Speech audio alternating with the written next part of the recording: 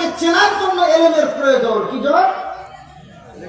এলেমের প্রয়োজন। এলেম ছাড়া তো আল্লাহর মারিফত হাসিল হয় না। এই জন্য আলেম যে পরিমাণ আল্লাহ তাআলার সাথে সম্পর্ক রাখার রাস্তা জানে, সাধারণ মানুষেরা তত রাস্তা জানে না। যার কারণে আলেমদের মর্যাদা আল্লাহ তাআলার কাছে বেশি হয়ে যাবে। চিৎকার করে বলেন না সুবহানাল্লাহ। আর আলেমদেরকে কি করা হয়েছে? জেলখানায় উঠানো হয়েছে। আলেমদেরকে ফাঁসির কাস্টে ঝোলানো হয়েছে। আলেমদেরকে বেইজ্জত করা হয়েছে। গরুর রশি যেরকম টানা হয় সেই রকম ভাবে আলেমদেরকে বেইজ্জত করার চেষ্টা করা হয়েছে। আর কিছুদিন পরেই দেখা যায় যারা আলেমদের সাথে বেয়াদবি করেছিল তাদের পরিণামও ভয়াবহ হয়েছে। ঠিক কিনা বলেন? পৃথিবীতে যারা আলেমদের সাথে বেয়াদবি করে এদের পরিণাম কোনো সময় ভালো হয় না। ফিরআউনের পরিণাম ভালো হয় নাই, নমরুদের পরিণাম ভালো হয় নাই। কারণ আল্লাহর প্রিয় বান্দারা নবী আলাইহিস সালাতু ওয়াস সালামের সাথে বেয়াদবি করেছিল। এই জন্য ফিরআউনকে আমার আল্লাহ সাগরের মধ্যে ডুবায় মারছেন। নমরুদকে আমার আল্লাহ তাআলা একটা মশার মাধ্যমে নমরুদকে জাহান্নামের মধ্যে পাঠানোর ব্যবস্থা করেছে। এই জন্য আলেমদেরকে দেখতে মনে হলেও যারা দুর্বল মানুষ আসলে দুর্বল নয়। এদের সম্পর্ক কার সাথে বলেন? মাওলায়ে পাকের সাথে। এদের সম্পর্ক আল্লাহ সুবহানাহু ওয়া তাআলার সাথে।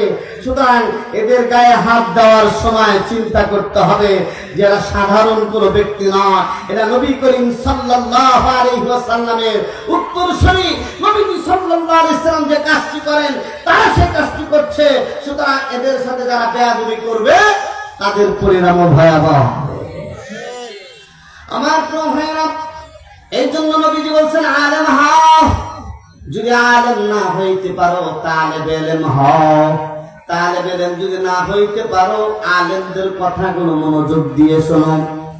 অনেক বান্দারা, অনেক আল্লাহর বান্দারা এখানে ওয়াজ শোনার জন্য আসছে। বেশিরভাগ ওয়াজ আজকে আওয়াজে পরিণত হয়েছে। ঠিক কিনা বলেন? আওয়াজ কি বললো? গান শুনলো, তো গান গায় না, গান নাই, সুর নেই। এই জন্য কি করে না চলে যায় শ্রোতারা। কিন্তু কোন ব্যক্তি যদি আলেমের কথা এই জন্য শোনে যে আল্লাহর নবীর কথা বলছে, আল্লাহ তাআলার কথা বলছে, মনোযোগ দিয়ে কথাগুলো যদি শোনে, আল্লাহর নবী বলছেন আলেমদের কথাগুলো মনোযোগ দিয়ে শুনবে। জুমার দিন বয়ান হয়, বয়ানগুলো মনোযোগ দিয়ে শুনবে। তারপরে ওয়াজ মাহফিলের মধ্যে ওয়াজ হয়, ওয়াজগুলো মনোযোগ দিয়ে শুনবে। আজকে ওয়াজ শোনে না, শুধু রাস্তাঘাটে ঘুরে। ঠিক কিনা বলেন? আজকে দেখবেন শুধু হোটেলে, চা স্টলে আর দোকানের মধ্যে মানুষের কোনো অভাব নাই, কিন্তু ওয়াজ মাহফিলের মধ্যে লোক নাই। ঠিক কিনা? ওয়াজ মাহফিলের মধ্যে লোক নাই। তারা দেখে ভাইরাল বক্তা। কি দেখে? ভাইরাল বক্তা খুঁজে। আর ভাইরাল বক্তা খুঁজতে খুঁজতে নিজেই শেষ হয়ে যায়। তাদের দ্বারা কোনো ফায়দা হয় না। ঠিক কিনা বলেন? আমার প্রিয় ভাইরা, এই জন্য রাসূল বলেছেন আলেমদের কথাগুলো মনোযোগ দিয়ে শোনো। আও মুহিব্বান, অথবা আলেমদের মুহাব্বতকারী হয়ে যাও। মুহাব্বতের অর্থ কি? মুহাব্বতের অর্থ হলো আলেমদের সাথে সম্পর্ক রাখো, মধুর সম্পর্ক। আলেমদের সাথে ছেলে মেয়েদেরকে বিবাহ শাদী করায়া দাও, আলেমদেরকে হাদিয়া দাও, আলেমদের সাথে ওঠা বসা করো। আলেমরা তো দুনিয়াবি কোনো কাজ করে না, দিনের কাজ করে। তারাও ইচ্ছা করলে রিকশা চালাইলে তারাও 30,000 টাকা কামাইতে পারতো। ঠিক কিনা? ঢাকা শহরে থাকি, একজন রিকশা তো প্রতিদিন মনে করেন 1000 করে কামাইলেও তো 30 দিন 30,000। ঠিক কিনা? কিন্তু এর বেশি তো কামা। 1000 কি হয় তাদের নাকি? সময় মতো কোন রিকশা 2-3,000 টাকাও কামা। আমার প্রিয় ভাইরা, এই জন্য নবীজি বলছেন আলেমদেরকে মহব্বতকারী হও, পঞ্চম ব্যক্তি হয় না, তাহলে তুমি ধ্বংস হয়ে যাবে। এই জন্য আলেমদের সাথে সুসম্পর্ক রাখা, আলেমদের সাথে পরামর্শ করে দিনই যত বিষয় আছে আলেমদের সাথে সম্পর্ক রেখে করতে হবে। ঠিক কিনা বলেন? আমার প্রিয় ভাইরা, এই জন্য হাফেজ যারা হচ্ছে ওই হাফেজদেরকে দিয়ে তারাবির নামাজ পড়াবেন।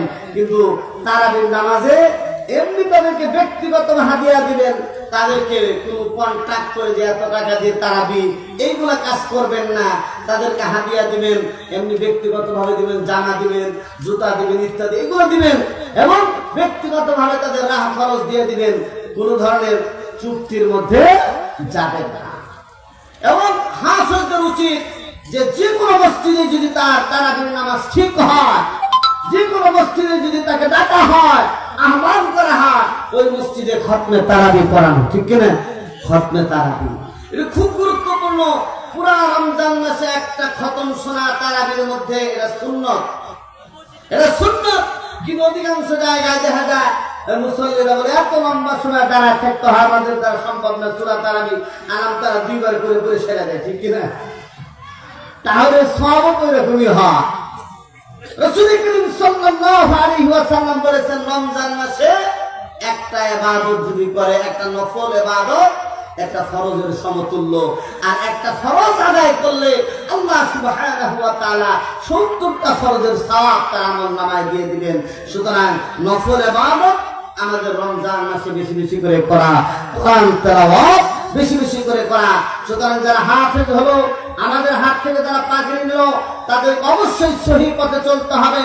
তাদের অবশ্যই এরকম উল্টা পাল্টা সিনেমা দেখা, তারপরে উল্টা পাল্টা বেগানা নারীদের সাথে চলাফেরা করা, উল্টা পাল্টা চলাফেরা তারা করতে পারবে না। তাহলে তারা এই পাগড়ির মর্যাদা রক্ষা করতে পারলো না।